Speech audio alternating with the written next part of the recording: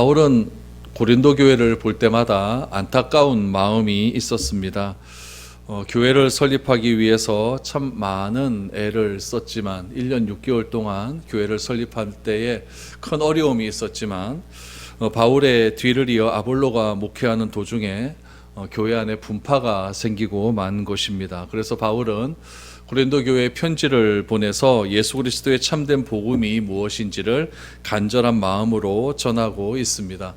바울은 이 분파의 문제를 해결하기 위해서 사람을 만난 것이 아니라 교회의 가장 본질적인 가치인 복음이 무엇인지를 다시 한번 그들에게 전함을 통해서 복음을 통해서 교회의 문제가 해결되기를 원하고 있었습니다. 오늘 바울이 분파의 문제를 해결하기 위한 또 하나의 방법을 제시하고 있는데 그것은 바로 교회와 성전에 관한 말씀입니다. 이 교회와 성전에 관한 말씀이 어떠한 의미를 가지고 있고 또 그런 의미를 통해서 어떻게 교회의 분파 문제를 해결하려고 하는지 우리 오늘 바울의 메시지를 한번 들어볼 수 있기를 원합니다. 16절 말씀 한번 보시죠. 누구든지 하나님의 성전을 더럽히면 하나님이 그 사람을 멸하시리라. 하나님의 성전은 거룩하니 너희도 그러하니라. 하나님의 성전이라고 하는 말이 나옵니다. 이 성전이라고 하는 개념은 구약시대의 개념입니다.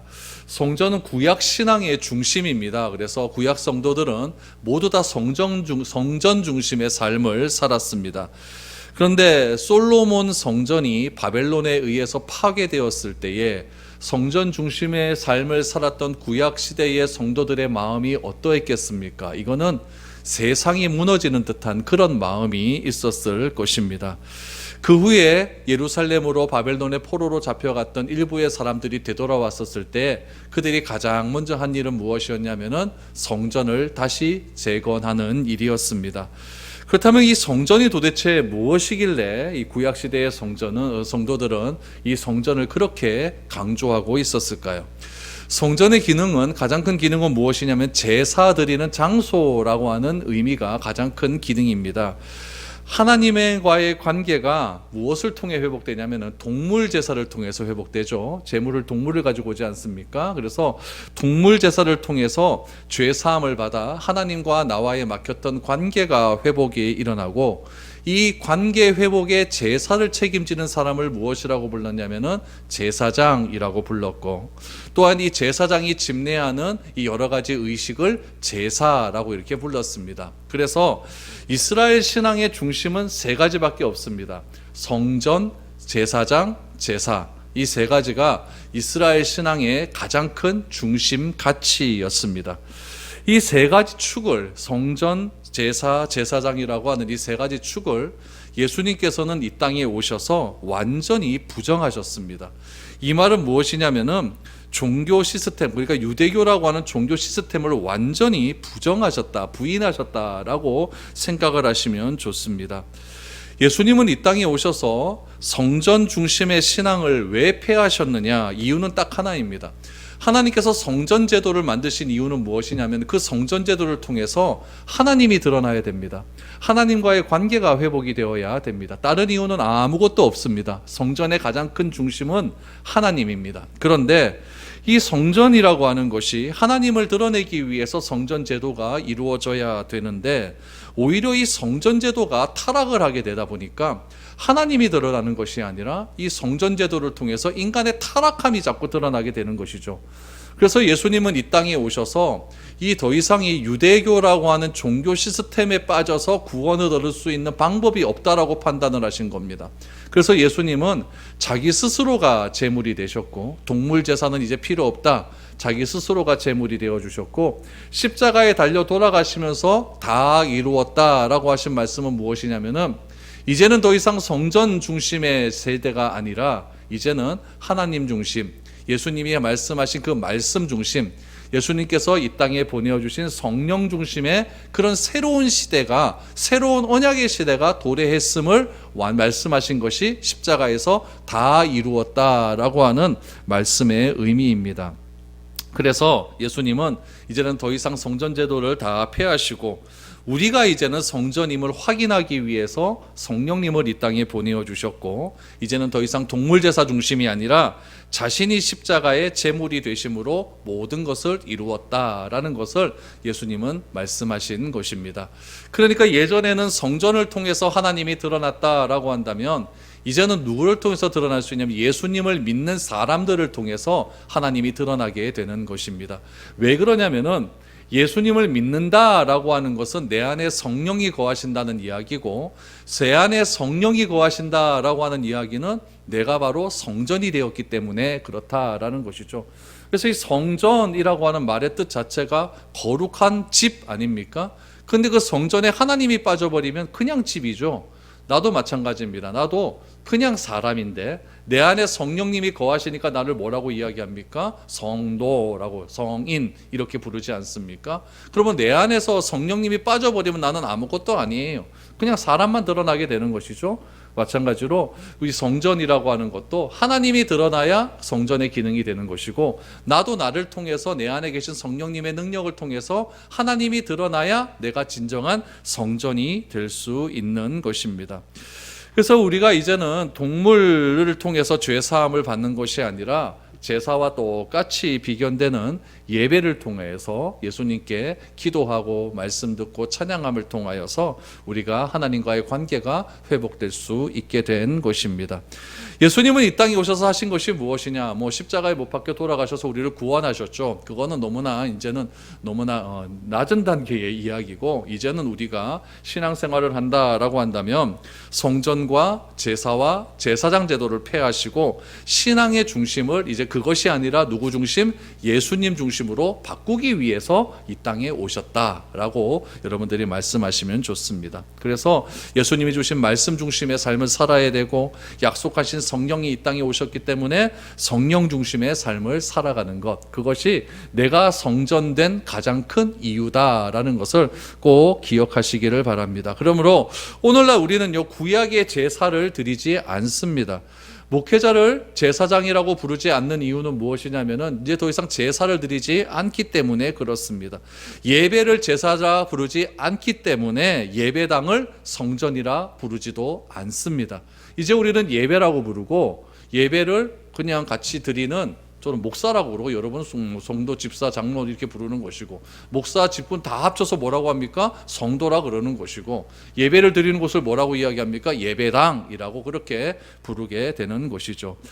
바울은 이런 것을 기본적인 개념으로 해서 파벌로 시끄러워진 고린도 교회 성도를 향하여서 예수를 그리스도라 고백한 사람이 성전이고 거룩한 무리인 성도를 알지 못한다라고 분명하게 이야기합니다. 무슨 말이냐면은 내 안에 성령님이 계신데 어떻게 성령님을 품고 있으면서 나뉘어질 수 있느냐라고 말을 하고 있는 것이죠.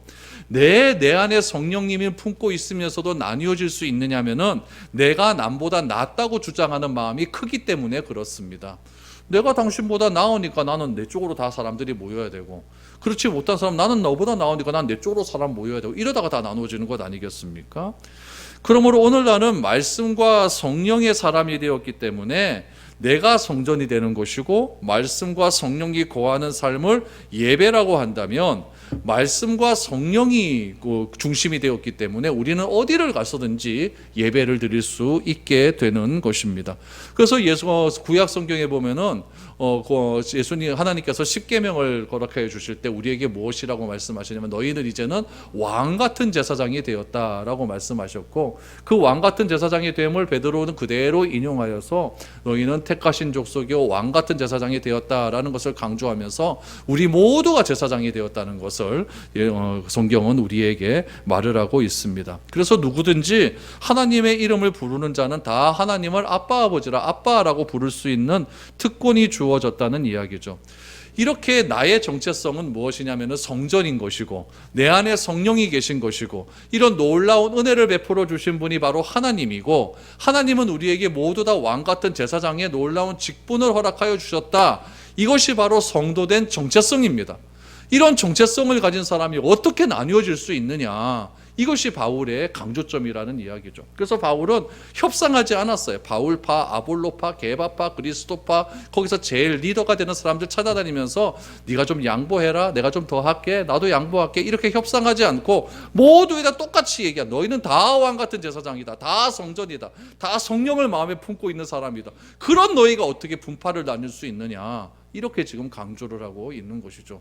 맞는 얘기죠? 맞는 얘기입니다. 그래서 사람의 힘으로, 사람의 어떤 지혜를 가지고 그렇게 분파를 해결하는 것이 아니라 하나님이 주신 복음을 가지고 해결하려고 그렇게 지금 오늘 16절의 말씀을 이야기하고 있는 겁니다. 우리 다른 성경을 몇 군데 바울의 그런 이런 성전됨을 한번 찾아보도록 하겠습니다. 고린도전서 6장 16절 말씀을 보시죠. 하나님의 성전과 우상이 어찌 일치가 되리요? 우리는 살아계신 하나님의 성전이라. 이와 같이 하나님께서 이르시되 내가 그들 가운데 거하며 두루 행하여 나는 그들의 하나님이 되고 그들은 나의 백성이 되리라 라고 말합니다. 하나님은 우리 모두가 성전이라고 했습니다. 그래서 우리가 하나님 가운데, 하나님이 우리 가운데 거하시기 때문에 나는 그들의 하나님이 되고 그들은 나의 백성이 되는 이유가 뭐냐면은 하나님이 내 가운데 계시기 때문에 그렇습니다. 다른 이유 없습니다. 그러니까 하나님이 내 안에 계시지 않는 것은 우상이에요. 우상이고 하나님이 내 안에 계시기 때문에 우리는 하나님의 살아계신 성전이다라는 것을 강조하고 있는 것이죠. 또 한 군데 보죠. 에베소서 2장 20절입니다. 너희는 사도들과 선지자들의 터 위에 세우심을 입은 자라. 그리스도 예수께서 친히 모퉁이 돌이 되셨느니라. 그의 안에서 건물마다 서로 연결하여 주 안에서 성전이 되어가고 너희도 성령 안에서 하나님이 거하실 처소가 되기 위하여 그리스도 예수 안에서 함께 지어져 가느니라 라고 말합니다. 여러분, 성경은요, 기독교는 무엇을 강조하냐면 역사를 강조합니다. 기독교는 역사의 종교예요. 그래서 20절의 말씀을 보니까 사도들과 선지자들의 터 위에 세웠다는 것은 사도들이 고백하고 선지자들이 고백한 믿음의 고백이 있다는 거예요.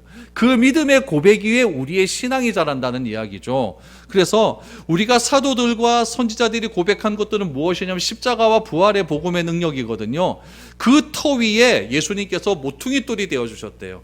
하나하나 그 사이를 잇는 모퉁이 돌이 되어 주신 것이죠. 이 모퉁이 돌이 되어 주셔가지고 이 모퉁이 돌을 통해서 서로 이어져 간다는 이야기예요.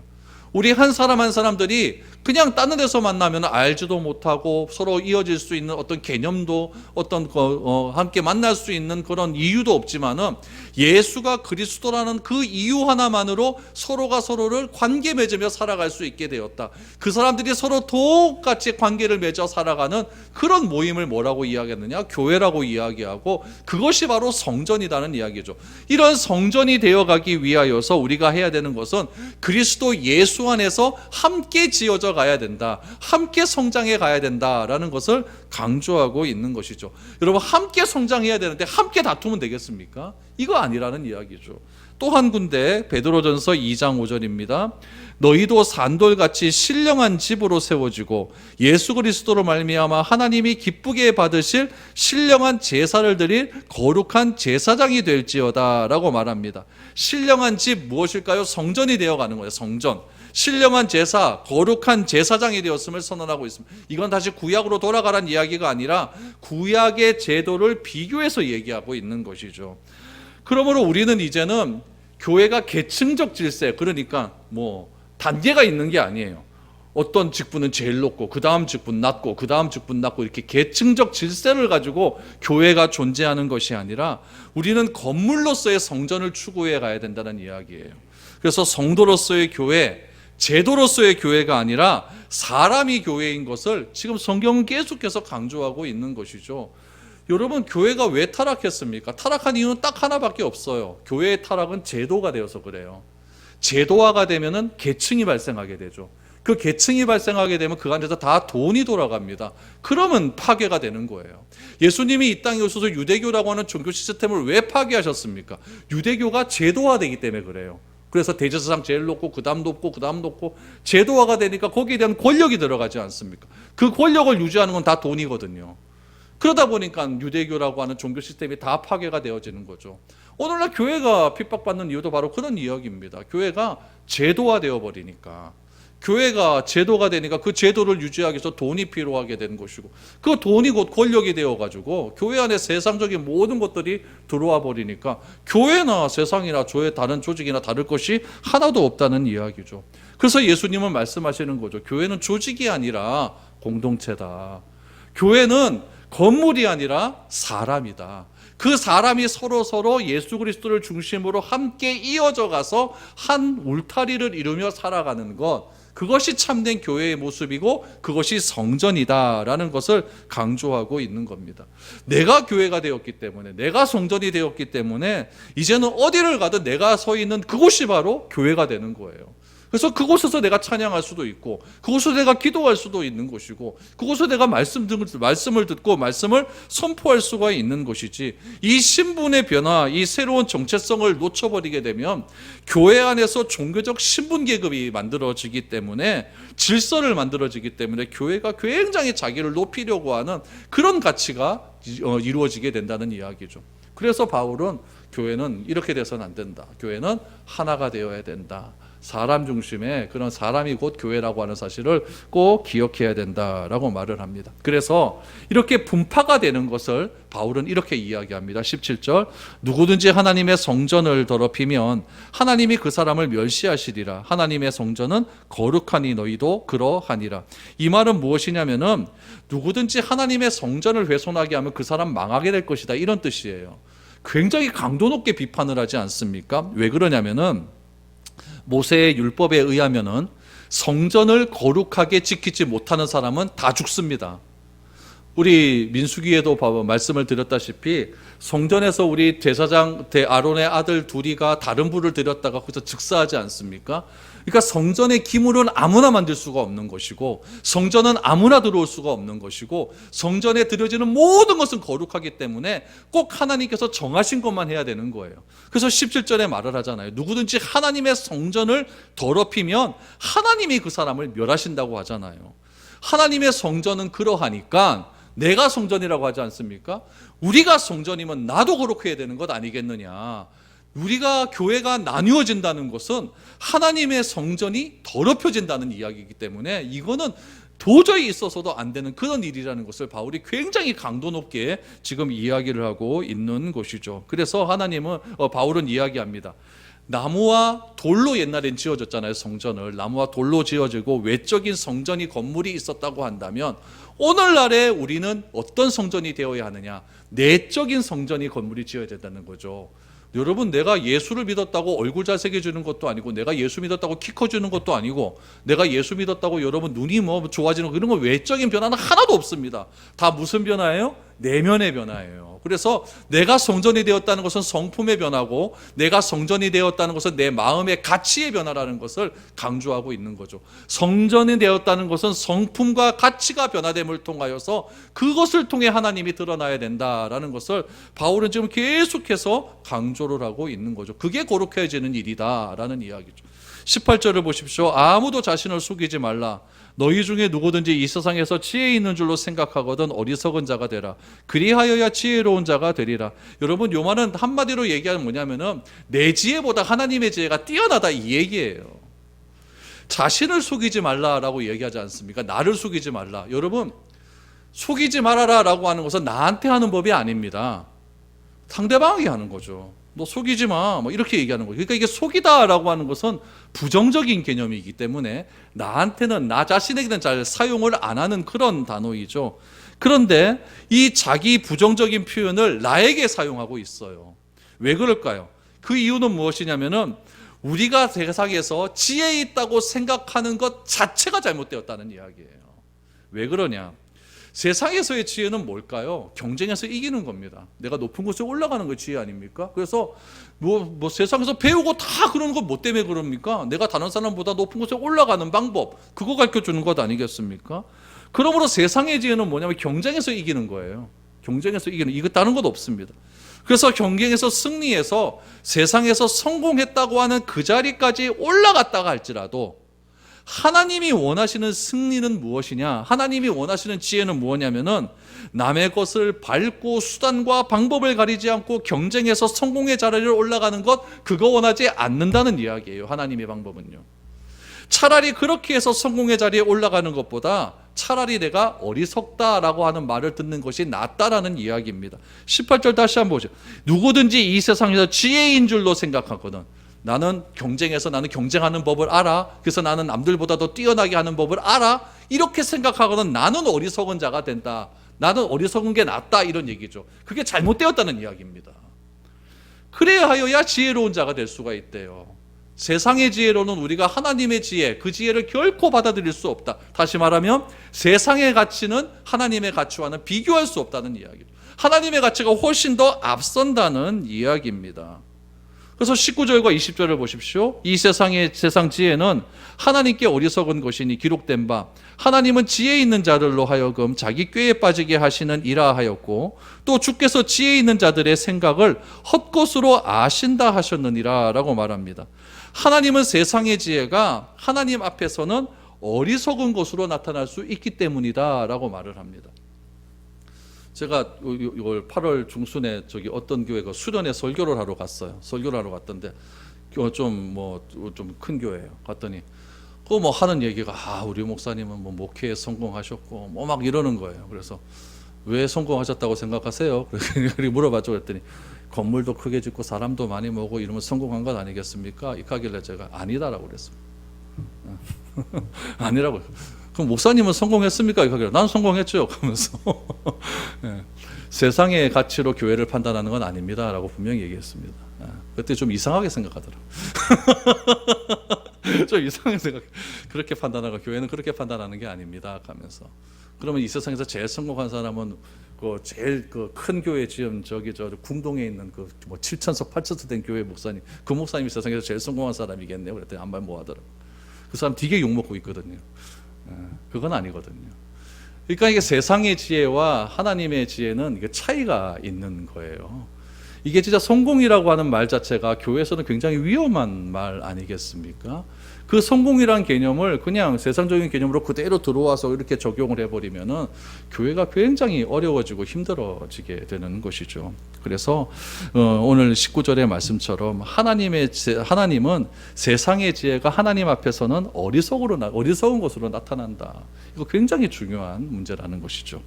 여러분 시편 94편 11절 말씀해 보시면은 이렇게 나와 있어요. 여호와께서는 사람의 생각이 허무함을 아시느니라. 왜 허무할까요? 사람은 무조건 높은 곳에 올라가고 사람은 무조건 남을 짓밟아서 내가 드러나야지 그것이 성공이라고 생각하기 때문에 그렇습니다.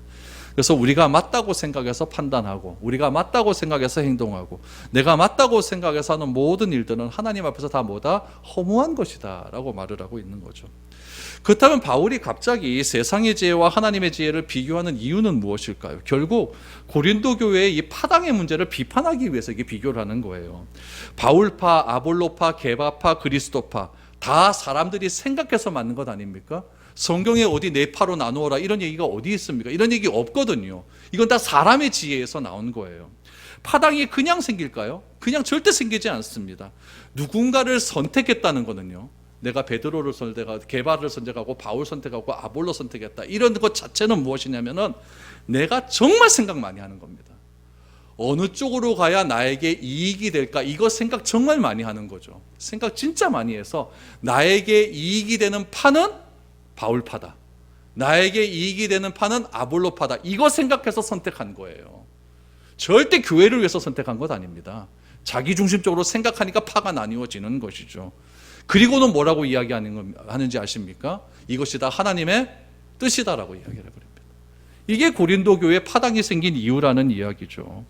이것이 그럼 하나님의 마음에 맞는 결과일까요? 자기들끼리는 하나님의 마음에 맞는 결과죠. 하나님의 뜻에 의해서 이루어졌으니까.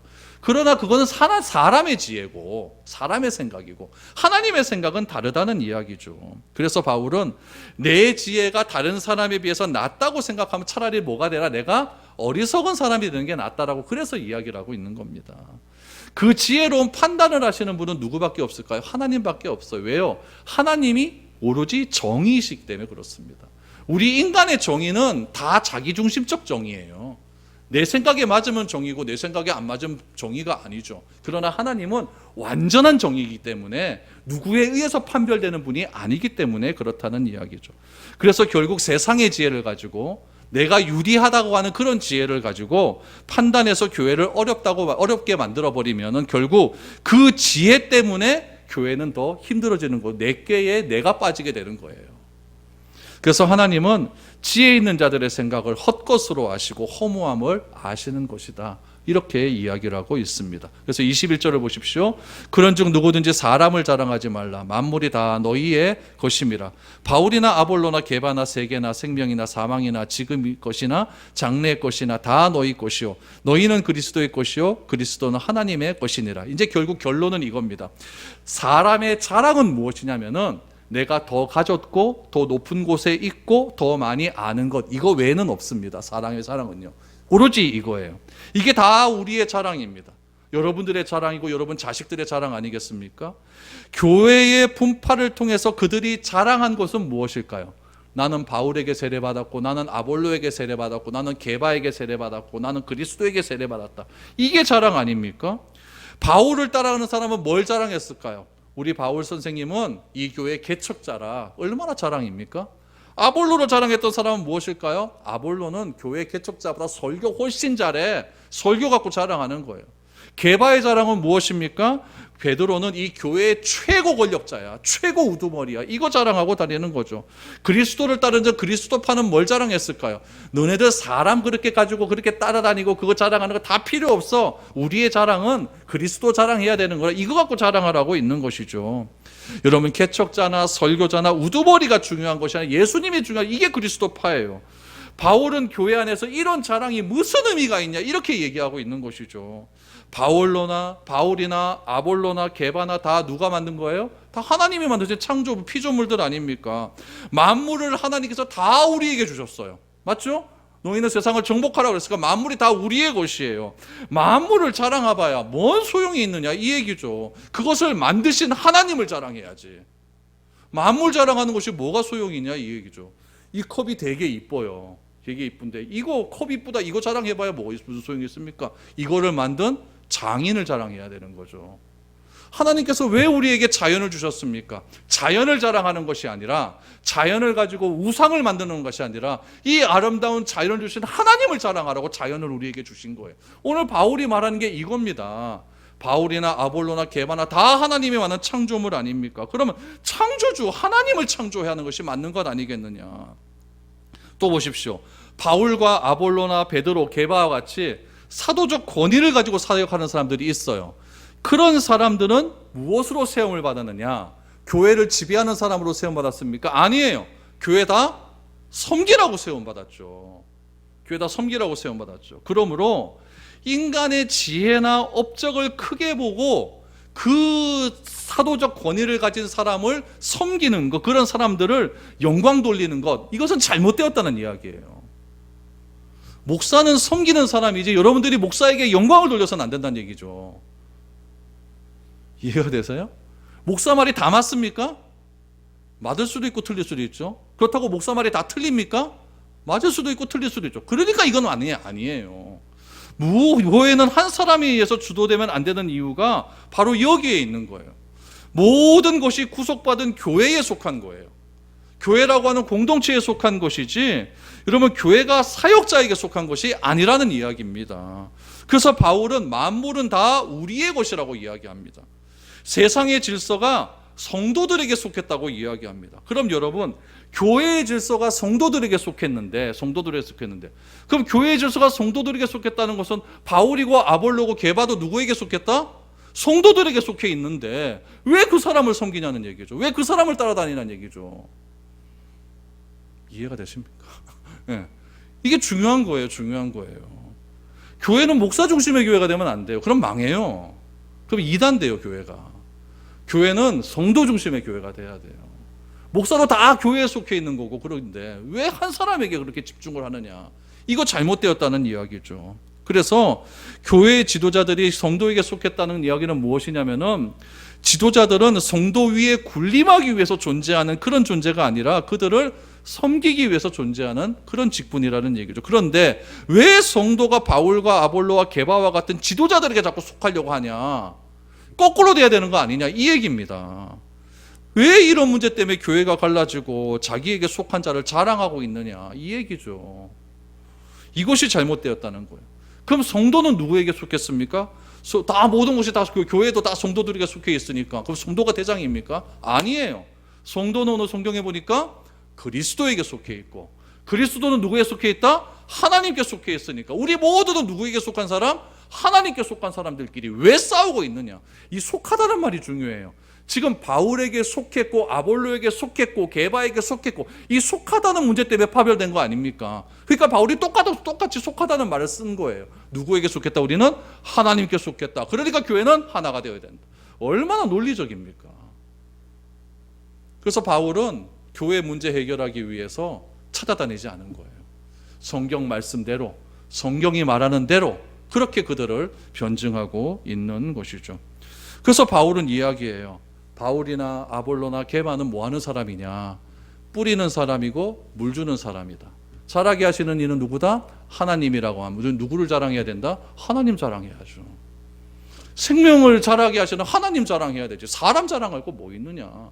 지금 바울의 논리는 이겁니다. 그래서 생명을 자라게 할 능력이 없는 인간은 아무것도 아니기 때문에 자랑할 것 없고, 우리를 자라게 하실 하나님만 자랑하자. 그래서 이제 그런 계파 싸움 그만하고 다 하나로 똘똘 뭉쳐서 우리를 더욱더 아름답게 그리스도 안에서 성전되어 가게 하실 하나님만 자랑하는 게 진짜 교회의 본질이다. 이렇게 이야기하고 있는 거죠. 그러므로 교회의 본질적인 목적은 하나님 자랑입니다.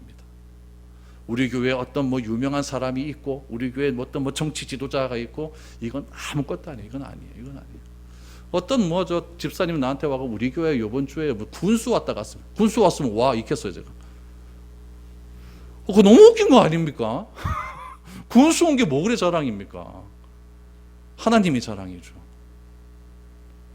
그래서 바울은 자신이 가지고 있던 세상의 지혜를 뭘로 여겼다고 이야기합니까? 배설물로 여기고 나는 오로지 십자가만 자랑하겠다. 이렇게 말하는 이유가 여기에 있는 겁니다. 우리들도 하나님 자랑할 수 있기를 바랍니다. 그래서 하나님의 어떤 점을 자랑해야 될까? 좀 진지하게 고민하십시오. 하나님의 어떤 것을 자랑해야 될까? 말한 것을 성경을 통해서 발견하십시오. 그래서 하나님은 나의 이런 하나님이 되기 때문에, 내가 이런 시절에도 하나님께서 다 나를 붙들어 주셨기 때문에 나는 오늘 이 자리에 있는 거야. 이런 하나님을 자랑하고 다니십시오. 그래서 나의 하나님은 이런 분이기 때문에 나는 자랑할 수밖에 없습니다 라고 하는 이런 고백이 우리 가운데 나타나서 우리 교회는 정말 하나님을 잘 자랑할 수 있는 저와 여러분들이 될 수 있었으면 좋겠습니다.